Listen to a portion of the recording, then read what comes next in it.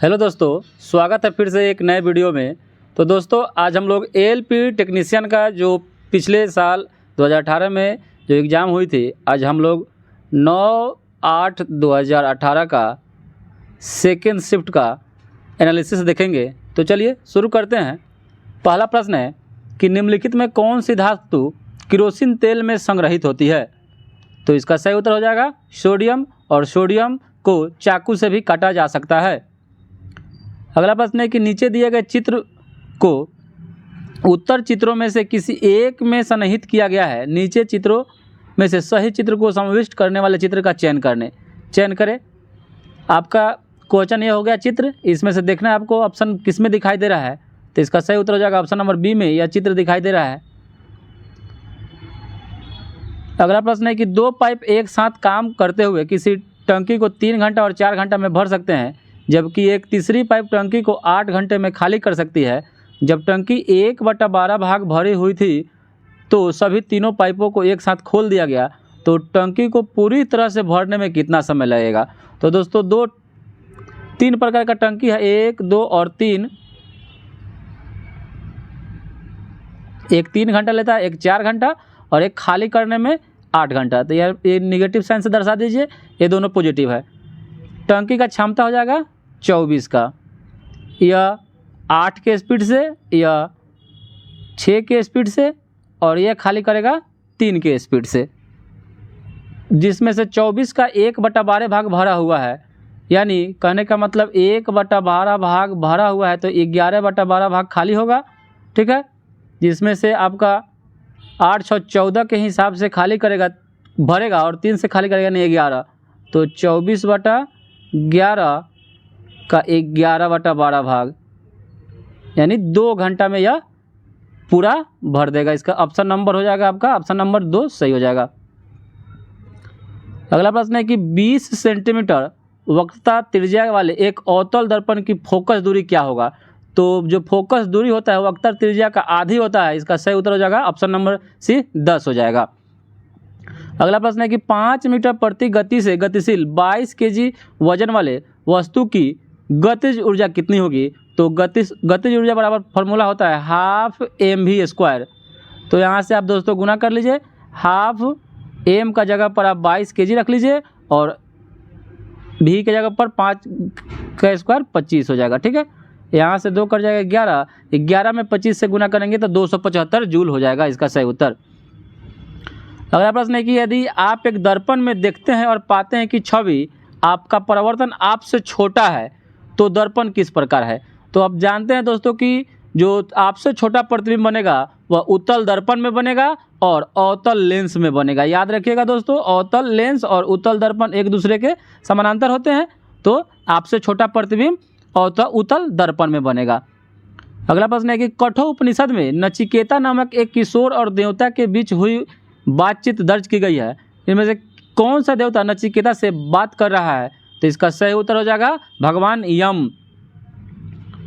और एक कभी कभी आपसे एक क्वेश्चन पूछता है कि यम जो है इनका देवता का जो सवारी क्या है? तो भैंसा याद रखिएगा, भैंसा। अगला प्रश्न है कि एक वृत्त पर एक दूसरे पर 75 डिग्री के कोण पर झुकी हुई स्पर्श रेखाओं की एक जोड़ी खींचने के लिए यह आवश्यक है कि स्पर्श रेखाओं को वृत्त की उन 2 त्रिज्याओं के अंतिम बिंदुओं पर खींचा जाए जिनके बीच का कोण कितना होगा? तो दोस्तों ऐसा प्रश्न बोर्ड पर बनाने से अच्छा होता है कि दोस्तों यहाँ कोशिश करते हैं। देखिए दोस्तों, एक वृत्त है, ठीक है, 2 स्पर्श रेखाओं पर यह झुका हुआ है। तो मान लीजिए कि एक स्पर्श रेखा यहाँ गया, एक यहाँ, यह 75 डिग्री के कोण पर झुका हुआ है, ठीक है। और उसके बाद कह रहा है कि खींचने के लिए आवश्यक है स्पर्श रेखाओं को वृत्त की उन 2 त्रिज्याओं के अंतिम। तो मान लीजिए कि यहाँ इसका त्रिज्या है, तो एक यहाँ आ जाएगा, एक यहाँ, एक कोण एक हो जाएगा, एक इसका एक कोण हो जाएगा, ठीक है। आप इसका मान भी लिख सकते हैं, ए मान लीजिए, ए बी मान लीजिए, ए ओ मान लीजिए, ई पी मान लीजिए, ठीक है। यहाँ से आपको बता रहा है, देखिए दोस्तों यहाँ देखने से क्या लग रहा है कि अब ये चतुर्भुज बन गया और चतुर्भुज के चारों कोनों का योग 360 डिग्री होता है, ठीक है। यहाँ से आपको बता रहा है निकालना आपसे क्या है, दो त्रिज्याओं के अंतिम बिंदुओं पर खींचा जिनके बीच का कोण निकालना है। तो निकालना आपको है ए ओ बी निकालना है, ए ओ बी निकालना है। तो यहाँ से ए ओ बी निकालने के लिए आपको कोण ए ओ बी इक्वल टू हो जाएगा 360 माइनस एक आपका 90 डिग्री का कोण इसमें से बनेगा, कोण ओ ए पी बनेगा 90 डिग्री, और एक आपका बनेगा ओ बी पी 90 डिग्री बनेगा। तो यहाँ से 180 ये घटेगा, और एक आपका बनेगा 75 डिग्री का ए बी पी माइनस 75, यहाँ से घटाइएगा तो आ जाएगा 105 डिग्री का कोण यहाँ पर आपका बन जाएगा। सही उत्तर इसका 105 डिग्री हो जाएगा। अगला प्रश्न है कि एक कंडक्टर का प्रतिरोध किसके व्युत्क्रमानुपाती होता है। तो एक कंडक्टर का जो प्रतिरोध होता है वह अनुप्रस्थ काट के क्षेत्रफल का व्युत्क्रमानुपाती होता है, जबकि लंबाई तापमान का क्या होता है, समानुपाती होता है। अगला प्रश्न है कि एक बगीचे में आम और नीम के 361 पेड़ लगाए जाते हैं। यदि आम और नीम के पौधे का अनुपात 8:11 है तो बगीचों में नीम का पौधा कितना लगाया गया है। तो दोस्तों अनुपात में है आम, मैंगो और नीम है 8:11 के, और दोनों का मान दिया है 361। तो निकालना है नीम का पेड़, तो हो जाएगा 19/11। ठीक है, 19 से 19 मरतबे 361 गुना करेंगे तो 209 इसका सही उत्तर हो जाएगा। अगला प्रश्न है कि यदि 3x² प्लस x प्लस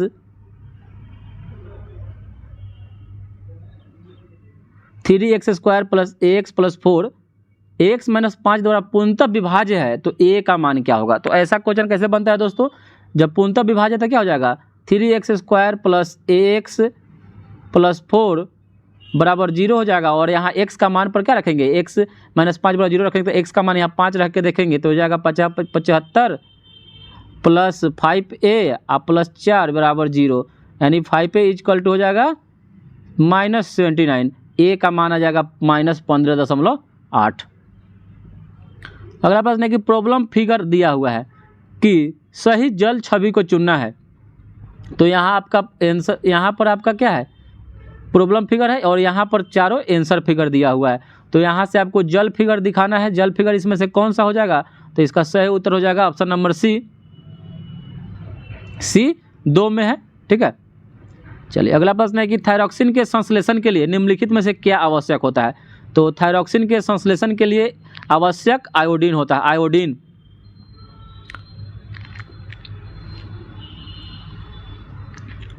अगला प्रश्न है कि जीएसटी लागू करने वाला पहला देश कौन सा है। जीएसटी लागू, तो जीएसटी सबसे पहले फ्रांस में 1954 ईस्वी में लागू हुआ था, याद रखिएगा दोस्तों। और भारत में पूछे तो 2017 में जीएसटी को लागू किया गया। सबसे पहले असम राज्य में इसको लागू किया गया, और भारत में जो जीएसटी है वह कनाडा के मॉडल पर आधारित है, कनाडा देश के मॉडल पर आधारित है। और जीएसटी का full form goods and service tax होता है, और जीएसटी एक प्रकार का अप्रत्यक्ष कर है, अप्रत्यक्ष कर का उदाहरण है, अप्रत्यक्ष कर का उदाहरण है। ठीक है, चलिए अगला प्रश्न है कि एक कक्षा में 25 लड़कों की लंबाई का माध्य 150 सेंटीमीटर और 35 लड़कियों का माध्य 145 सेंटीमीटर है। तो 25 गुना 150 प्लस 35 गुना 145, अब कितना टोटल 60 विद्यार्थी हो गया, तो 60 से भाग दे दीजिएगा, इसका उत्तर 147 आ जाएगा। अगला प्रश्न है कि निम्नलिखित में से किसने रासायनिक संयोजन के 2 महत्वपूर्ण नियमों की स्थापना करके रासायनिक विज्ञान की नींव रखी थी। तो इसका सही उत्तर हो जाएगा लेवोजियर, और लेवोजियर को रसायन विज्ञान का पिता कहा जाता है, रसायन विज्ञान का पिता कहा जाता है। और अगला प्रश्न कर रहा है कि दूध पानी के एक मिश्रण का 2/3 भाग दूध है, मिश्रण की कुल मात्रा 21 लीटर है। यदि इसमें 4 लीटर पानी और मिला दिया जाए तो मिश्रण में दूध का प्रतिशत रह जाएगा। तो दोस्तों 21 लीटर मिश्रण का है, और मिश्रण का 2/3 भाग दूध है, तो 3 × 21 यानी 14 लीटर दूध है, तो 7 लीटर पानी होगा। ठीक है, कह रहा है कि 4 लीटर पानी और मिला दिया जाए तो 4 का यानी 11 लीटर पानी हो गया, 11 लीटर पानी हो गया। तो कह रहा है कि मिश्रण में, तो अब मिश्रण हो गया टोटल 25 लीटर का मिश्रण हो गया। ठीक है, जिसमें से आपसे कह रहा है कि दूध का प्रतिशत, यानी दूध तो आपका 14 ही है, 25 में तो 100 कितना 25 चौका 100, 14 चौका 56% इसका सही उत्तर हो जाएगा। अगला प्रश्न है कि कौन सा उत्तर चित्र दिए गए प्रश्न फिगर का सही जल प्रतिबिंब है, तो इसका सही उत्तर ऑप्शन नंबर सी हो जाएगा। ठीक है, चलिए नीचे दिए गए तालिका में कक्षा 10 अनुभाग ए और बी की मध्यावधि और सत्रांत परीक्षा में भाग लेने वाले छात्रों की संख्या का विवरण है। अनुभाग ए में छात्रों का प्रतिशत दशमलव पूर्णांक तक कितना होगा?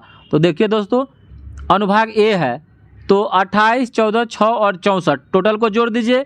बी में 23, 12, 17 और 55 टोटल को जोड़ देना है। ठीक है, और इसमें से आपसे पूछ क्या रहा है कि ए का प्रतिशत, तो टोटल जोड़ के ए का जितना आएगा उस दशमलव क्या करना है, जोड़िए इसको। 28 + 14 + 6 + 64, तो टोटल इसको जोड़ेंगे तो कितना आएगा दोस्तों?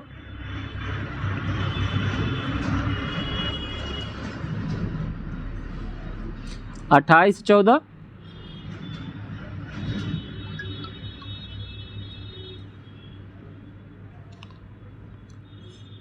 28 + 14 + 6 + 64 टोटल आ जाएगा इसका 112 माना जाएगा। ठीक है, 112। दूसरा है आपका 23 + 12 + 17 + 55 107, दूसरा वाला का आ जाएगा 107। टोटल आ जाएगा कितना? 219। तो आपसे पूछ रहा है कि ए का मतलब अनुभाग का बताना है। ए 112 है, 219 का, तो 100 कितना? तो इसका 111 पर 00 भागा 219 यानी 50.68 इसका लगभग आ रहा है। ठीक है, इसका आंसर हो जाएगा 51। ठीक है, चलिए अगला प्रश्न है, देख लीजिएगा दोस्तों इसको। सेल्सियस से केल्विन पैमाने पर तापमान को बदलने के लिए आपको निम्न में से क्या करना होगा? तो सेल्सियस से केल्विन, तो दोस्तों पूरा फॉर्मूला आप देख लीजिए। फॉर्मूला होता है कि C/5 बराबर F - 32/9 बराबर K - 273/5 बराबर R - 0/4। ये भी बात याद रखिएगा। तो आपसे कह रहा है कि सेल्सियस से केल्विन में जाने पर आपको क्या करना होगा? तो जो भी तापमान होगा उसमें 273 जोड़ देना है। सीधे आंख मूंद के क्या करना है? 273 जोड़ देना। ऑप्शन नंबर ए इसका सही हो जाएगा। अगला प्रश्न है कि तत्व है ए, बी और सी डोब्रेनर के त्रिलेटराइड्स के रूप में व्यवस्थित है, यानी त्रिक नियम डोब्रेनर के द्वारा दिया गया था। उसी के अनुसार पर एक आपसे क्वेश्चन पूछ रहा है, न्यूमेरिकल पूछ रहा है। यदि ए का परमाणु द्रव्यमान 7 और सी का 39 है तो बी का, तो त्रिक नियम में बताया गया था कि पहला और अंतिम को जोड़कर बीच वाला मैंने 2 से भाग दे देंगे तो बीच वाला का निकल जाएगा। तो यानी 7 + 39/2 यानी 46/2 का मतलब हो जाएगा 23। ऑप्शन नंबर इसका 23 सही होगा। ठीक है, 23 सही होगा। अगला प्रश्न है कि युद्ध में हमेशा डैश रहता है। युद्ध के मैदान में हमेशा क्या रहेगा? तो युद्ध के मैदान में हमेशा सैनिक रहेगा। क्या रहेगा? सैनिक रहेगा। इसका राइट आंसर सैनिक होगा दोस्तों। अगला प्रश्न है कि यदि अगर घड़ी पर नंबर 1 को m द्वारा, नंबर 2 को n द्वारा बदल दिया जाता है तो इस तरह अंकों को जब समय 21 बजेगा यानी 12 बजे वाला घड़ी होगा तो 9 बज रहा है। ठीक है, तो घंटे की सुई अक्षर पर क्या बचेगा? तो देखिए दोस्तों, यह घड़ी है, यहाँ 12 होगा। ठीक है, यहाँ 6 होगा। तो आपसे पूछ रहा है कि 1 2 3 4 5 6 7 8 9 ये बना लीजिएगा दोस्तों। ठीक है, कह रहा है कि 1 को m, तो MNOPQRSTU 9 बजेगा तो क्या हो जाएगा? यू हो जाएगा। इसका राइट आंसर यू सही हो जाएगा। अगला प्रश्न है कि 2016 में ओलंपिक खेल कौन से शहर में आयोजित हुआ था? तो 16 में रियो डी जेनेरियो में। ठीक है, और अब की बार टोक्यो में हुआ है, याद रखिएगा।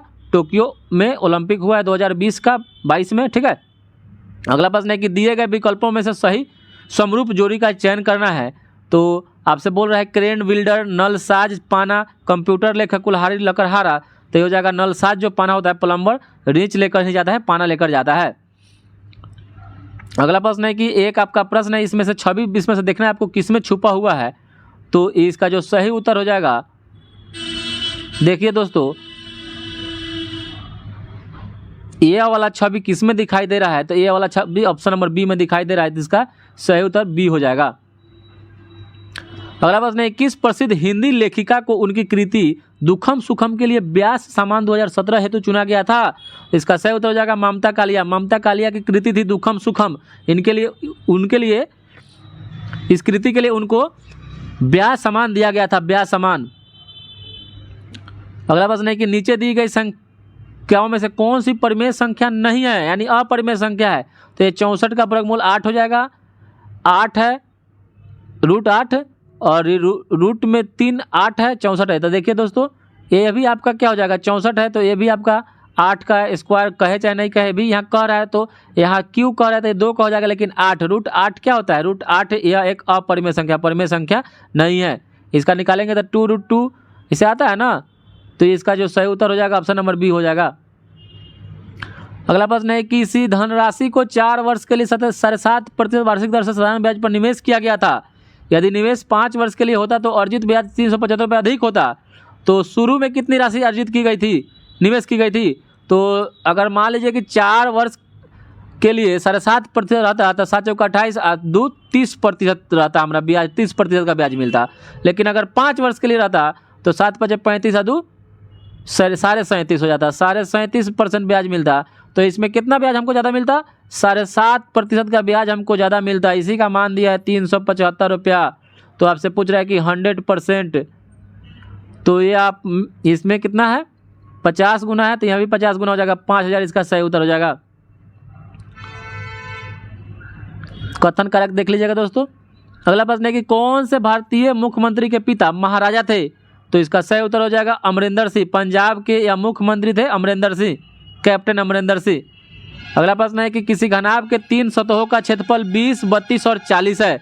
20, 32 और 40 है, तो घनाभ का आयतन कितना होगा। तो सतह का क्षेत्रफल मैंने यह कह रहा है, तो यहाँ पर LB का मान दिया हुआ है आपका 20, BH का मान दिया हुआ है 32 और HL का मान दिया हुआ है 40।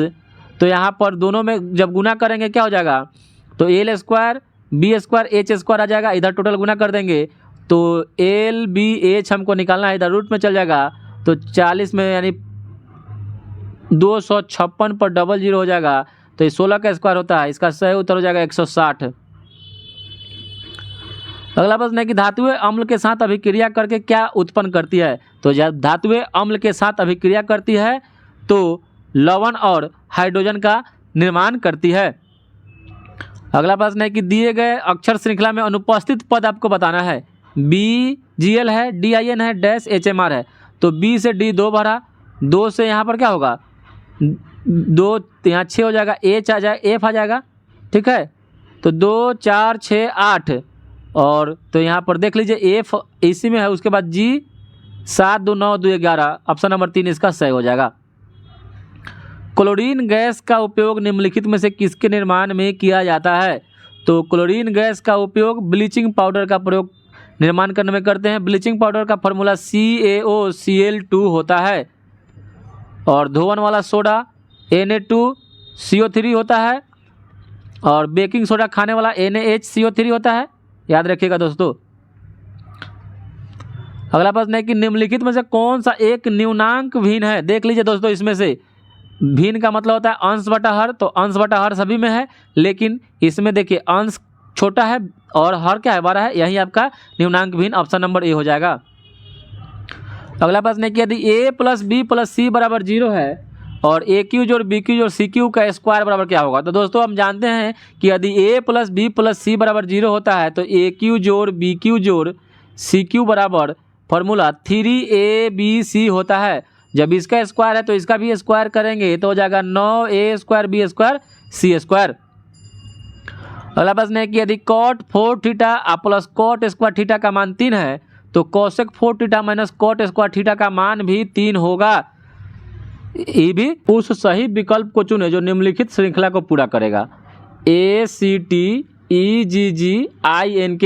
क्या होगा, तो AEIO जानते हैं कि वोवेल AEIO होता है, तो यहाँ अगला जो समूह होगा वो ओ से स्टार्ट होगा और ऑप्शन में देखिए ओ एक ही में है, इसका ऑप्शन नंबर इसलिए 4 सही हो जाएगा। हल करना है दोस्तों, यह हल हो जाएगा क्योंकि इसमें सबसे पहले किस चीज़ का होगा, तो कोष्ट का होता है, छोटी कोष्ट, मझली कोष्ट, बड़ी कोष्ट, यहाँ से देख लीजिएगा दोस्तों। सबसे पहले इसी का होगा हल, यहाँ 12 इसका सही आ जाएगा। अगला प्रश्न है कि मेरी वर्तमान आयु का 3/5वां भाग उतना ही है जितना कि मेरे चचेरे भाइयों में से एक की आयु का 5वां/6 हिस्सा है। तो पूछ रहा है कि मेरी 10 साल पहले आयु उनकी आज से 4 साल बाद की आयु होगी, तो मेरी वर्तमान आयु बताना है कि कितना होगा। तो चलिए मेरी वर्तमान आयु से ही जानते हैं, तो वर्तमान आयु x मान लेते हैं, तो इनका y होगा। आपसे कह रहा है कि 5वां हिस्सा, मेरी वर्तमान आयु का 3/5वां हिस्सा यानी 3x/5 बराबर 5वां/6 हिस्सा बराबर हो जाएगा 5वां/6 हिस्सा बराबर है, ठीक है। तो ये हो जाएगा 6 का 18 x = 25y हो जाएगा, ठीक है। फिर आगे बता रहा है कि मेरी 10 साल पहले आयु, तो मेरी 10 साल पहले आज x है तो 10 साल x - 10 हो जाएगा। उनकी आज से 4 साल बाद, आज से 4 साल बाद के बराबर होगी, तो वर्तमान आयु बताना है। तो यहाँ से क्या हो जाएगा, y = x - 14, ठीक है। और यहाँ से y रख दीजिए, तो यहाँ से y रखेंगे तो मान रखेंगे, तो x का मान यहाँ रख दीजिए, y का मान यहाँ पर x - 14, तो यहाँ से x का मान आ जाएगा आपका 50, यानी मेरी वर्तमान आयु कितनी है, 50 है। अगला प्रश्न है कि भोजन वैसे ही फ्रिज से संबंधित है जैसे कपड़े, तो भोजन को फ्रिज में रखते हैं, तो कपड़ा को कहाँ रखते हैं, तो अलमारी में रखते हैं। अगला प्रश्न है कि 2 kg के एक द्रव्यमान वाली वस्तु ऊपर की ओर 20 मीटर प्रति सेकंड के प्रारंभिक वेग से फेंकी जाती है, 2 सेकंड बाद उनकी गतिज ऊर्जा कितनी होगी। तो यहाँ देखिए दोस्तों, प्रारंभिक वेग से फेंकी जाती है तो क्या हो जाएगा, ½ mv², फार्मूला लगा दीजिए गतिज ऊर्जा का, तो ½ 2 kg और mv², तो 20 ऊपर की ओर फेंकी जाती है, 20 मीटर प्रारंभिक वेग से फेंकी जाती है, तो प्रारंभिक वेग से 20 मीटर, तो 2 सेकंड बाद, तो यहाँ पर क्या हो जाएगा, पहले तो यहाँ पर ऐसे नहीं बनेगा दोस्तों, ऐसे बनेगा कि v बराबर क्या हो जाएगा, u - gt, क्योंकि ऊपर की तरफ फेंका जा रहा है तो यह फार्मूला लगेगा, तो v आ जाएगा, u प्रारंभिक वेग 20 है, gt 10 और 2 सेकंड बाद, तो यहाँ पर v का मान आपका 0 आ गया। तब लगाएंगे आप ½ mv², तो ½ mv², यहाँ कुछ भी रहे, v का मान 0 है, 0 का मान लगाएंगे तो 0 जूल इसका सही उत्तर हो जाएगा। अगला प्रश्न है कि दी गई आकृति में कितने त्रिभुज हैं, तो इसका 14 हो जाएगा सही उत्तर। अगला प्रश्न है कि 750 की निवेशित राशि पर 3 महीने का ब्याज 18 रुपया है, तो प्रति वर्ष साधारण ब्याज की दर ज्ञात करना है, हमको दर ज्ञात करना है। तो 750 × 3/12 साल का निकाल दिए और r% बराबर 18 रुपया, यहाँ से जब निकालेंगे तो r का मान 9.5% आ जाएगा। अगला प्रश्न है, तर्क ये भी देख लीजिएगा दोस्तों। हृदय नाथ मंगेशकर पुरस्कार 2017 किसने जीता था, तो यह जावेद अख्तर को मिला था। करेंट देखिए क्वेश्चन कैसे पूछा है दोस्तों। अगला प्रश्न है कि 4 kg वजनी का एक वस्तु स्थिर है, निरंतर बल लागू होने पर यह 5 मीटर प्रति सेकंड की गति प्राप्त करती है, बल द्वारा किया गया कार्य भी ½ mv² का फॉर्मूला लग जाएगा दोस्तों। तो ½ 4 kg का है और 5 के स्क्वायर 25, 2 से 2 कट गया, यानी 50 जूल का बल लगेगा, कार्य होगा। अगला प्रश्न है कि एक पौधे के तने या जड़ का घेरा किस कारण बढ़ता है, तो इसका सही उत्तर हो जाएगा लेटरल मेरिस्टेम के कारण, लेटरल मेरिस्टेम के कारण बढ़ता है।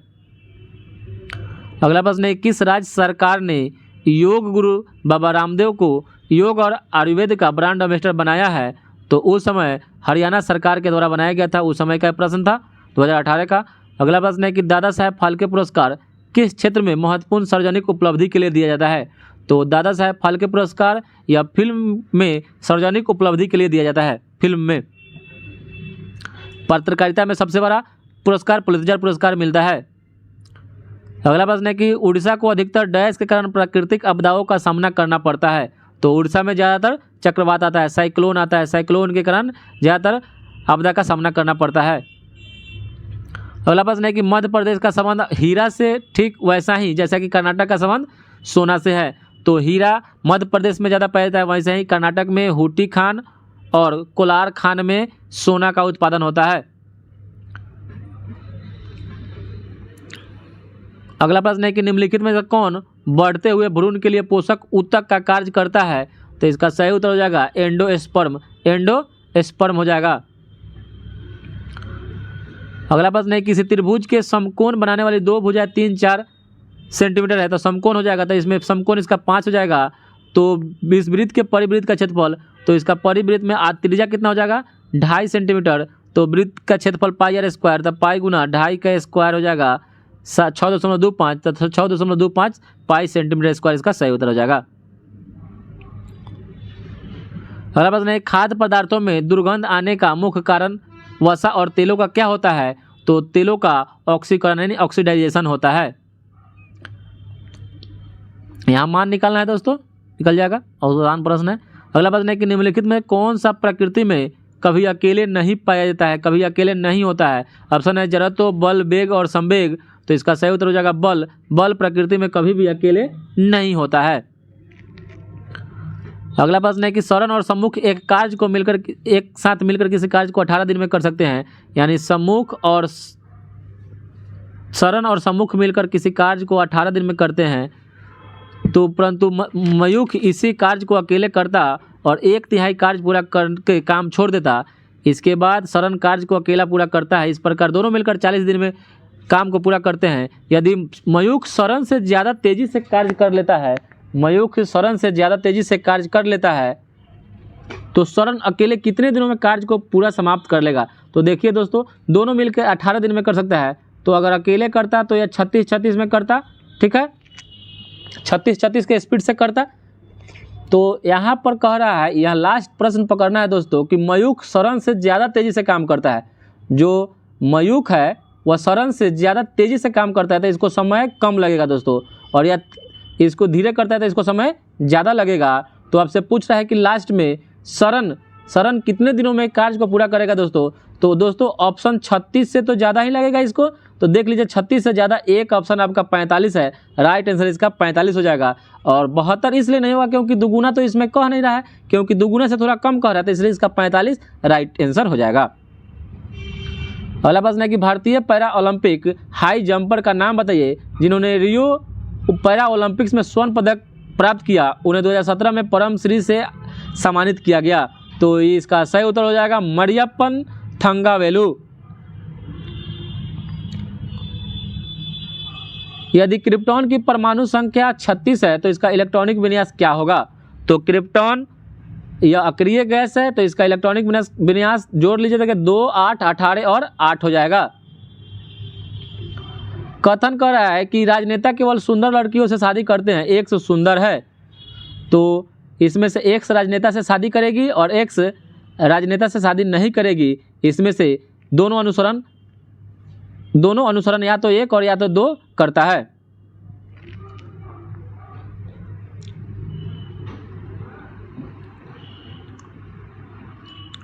चलिए अगला प्रश्न है कि दिए गए भिन्न में किस संख्या में से 5/8 जोड़ने पर 1 बन जाएगा? तो देखिए दोस्तों 6/16 है, इसमें से 5/8 जोड़िए, में किस में जोड़ेंगे? तो इसमें 5/8 जोड़ते हैं तो 16 हो जाएगा, 12 आ जाएगा। यहाँ आ जाएगा कितना, 5/8 जोड़ रहे हैं तो 6 आप प्लस 5 × 10 16/16 का मतलब 1 होता है। ऑप्शन नंबर 20 सही हो जाएगा। देखिए दोस्तों यह आपका x बिंदु प्रारंभ करता है, इसमें थोड़ा यहाँ समय इस पर ज़्यादा लगता है इस वीडियो में। तो आप दोस्तों जो भी प्रश्न आपका छूट जाता है इसका राइट आंसर देख लीजिए। क्वेश्चन दिखाने का मेरा मेन मकसद है यहाँ पर क्वेश्चन देख लीजिए, आप टेलीग्राम से ज्वाइन कर लीजिएगा, वहाँ पर आपको जितना क्वेश्चन बचेगा वहाँ पर बता दिया जाएगा। अगला प्रश्न है कि निम्नलिखित गैसों में से कौन सी गैस बायोगैस संयंत्र में उत्पन्न नहीं होती है। तो बायोगैस सबसे पहले तो मीथेन होता है, इसमें से नहीं पूछ रहा है। तो कार्बन मोनोऑक्साइड, जितने भी कारखाना और गाड़ियाँ जब चलती है उसमें से जो धुआं निकलता है वह कार्बन मोनोऑक्साइड हो जाएगा, तो यह बायोगैस से उत्पन्न नहीं होता है। जबकि CO2, CH4 और H2S यह सब उत्पन्न होता है, CO कार्बन मोनोऑक्साइड नहीं होता है।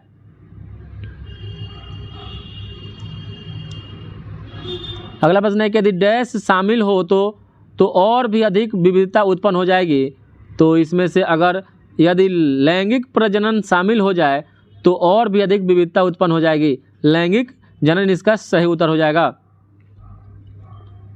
75 नंबर प्रश्न भी आपका हल करने वाला है, इसका सही उत्तर ऑप्शन नंबर 3 हो जाएगा।